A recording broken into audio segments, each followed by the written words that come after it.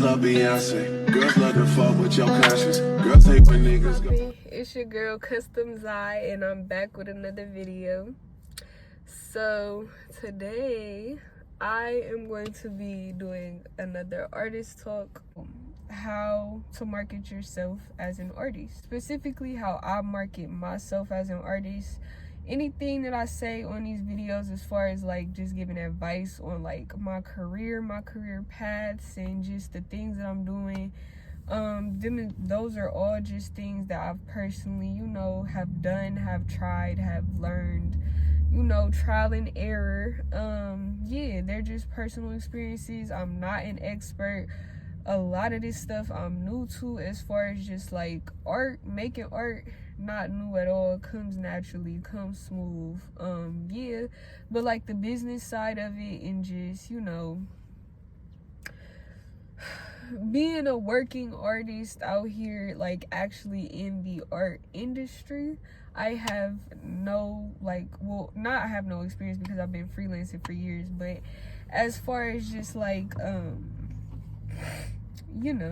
I don't know, just you can never stop learning, and I'm still learning, bottom line. So if I'm telling you something that you've already tried and it just doesn't work for you, then well, sweep it to the side, act like let it go in one ear out the other, because it's something that you've already tried.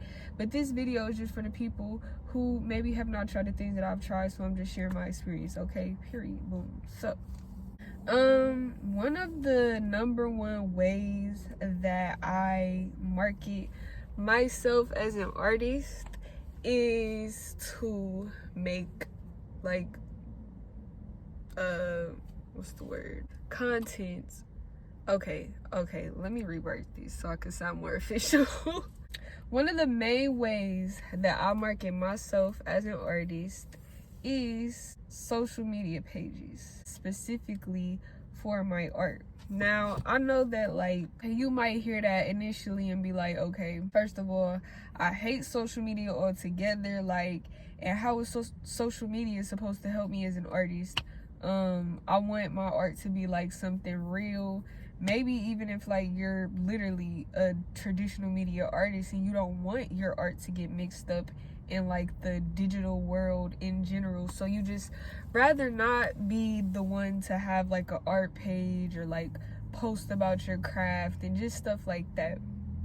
But from a business perspective, and that's all I'm really speaking on right now, people who want to pursue art as a career, I feel personally, based off of my experiences, that having an art page or just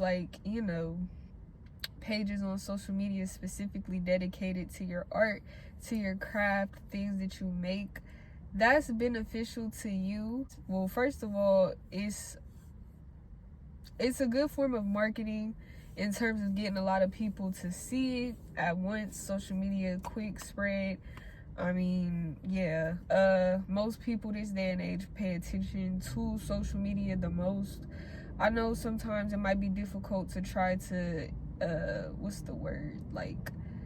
translate your craft into content to post. So say if I'm working on this big ass painting, but at the same time I'm like, okay, well, today I want to post about this painting on my social media, but the format in which I need to post it on this platform, it has to be like this. But I don't even want to take the time to set up something like that. But I want to work on this painting, but I have to post this painting so people can know about this painting. So I understand that becomes very hard. So something that I'll often do to kind of combat that is just, make it as natural as possible. And whatever is not natural, fake it as much as possible. Literally yesterday, I wanted to post. It was my day to post on TikTok. So I was making a TikTok, just going through a day in the life or whatever. So that's natural enough in itself. But at the end of the day, I wanted to give the illusion that I'm like getting to work or about to work on a piece or whatever, even though that's not actually what happened. I still had some more shit to do before I could even get home and start working on the piece, but I had to finish the TikTok so I could post it. So I just went outside and literally for the piece of a second to make it look like I was finna work on a piece, that's what I sat there and did. Like what I recorded for that TikTok. Did it in 5 minutes. Cool, boom. Went back to what I was doing. Like that's the type of stuff that you gotta do in a way that you gotta think when it comes to being an artist and also wanting to market yourself. Like you don't have to disrupt your creative process at all when it comes to, you know, like documenting things or making things more commercial for the clients to come in or for more people to look at you as an artist. Like even if your goal isn't to attract a client necessarily, your goal is to have more people look at your art, period. If you're an artist, the more people look at your work, the better. I don't know any artist that doesn't want anybody to look at their work, you know? I don't know, maybe you are, and that's fine too, period. Yeah, no shame.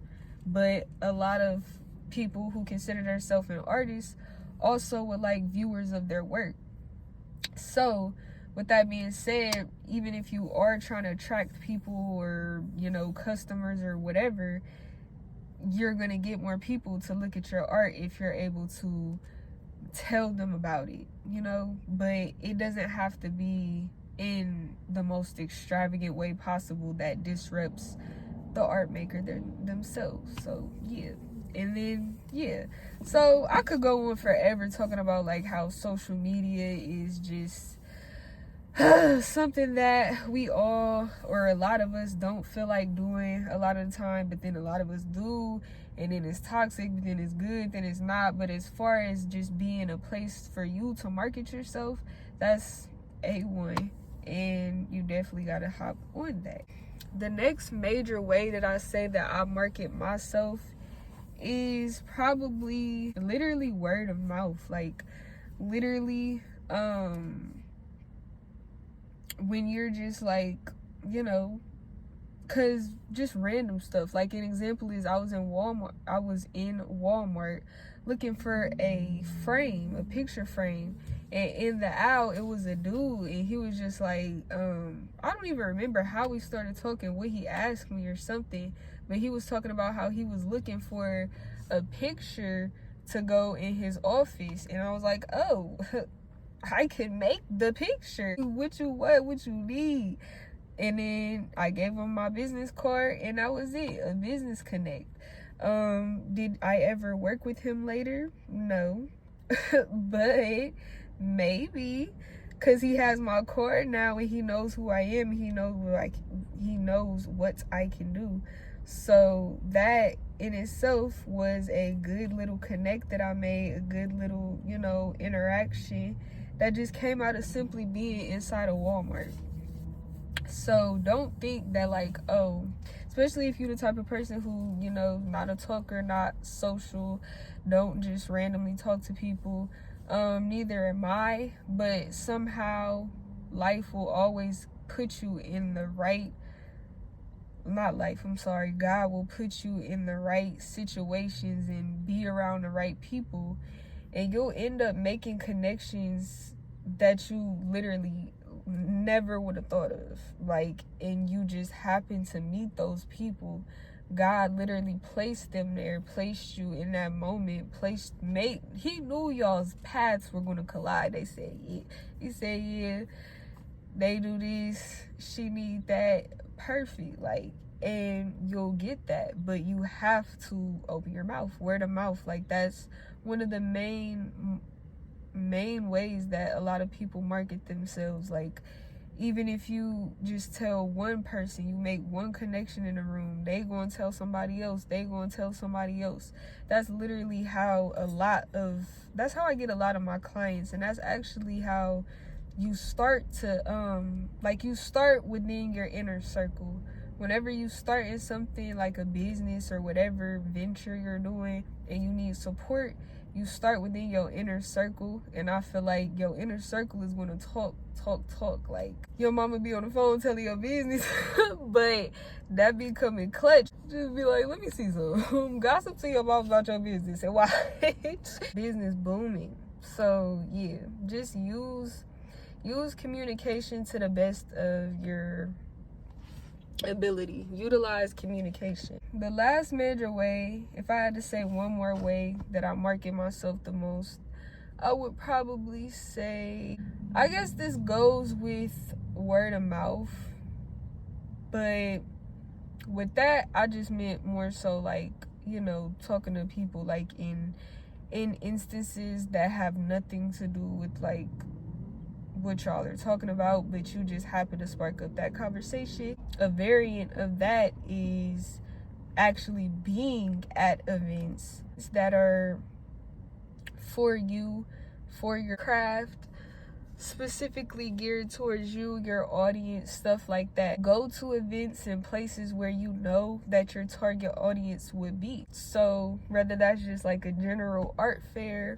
or maybe you know that like most of the people that your art is going to apply to are people who go to like a certain jewelry store or something like that. So you might, you know, pop up at a jewelry store if you have your vending license, you know, have your product on hand, maybe just be handing out business cards, stuff like that. Just putting yourself in certain environments where you know you're going to be in place of people who you're looking to market yourself to.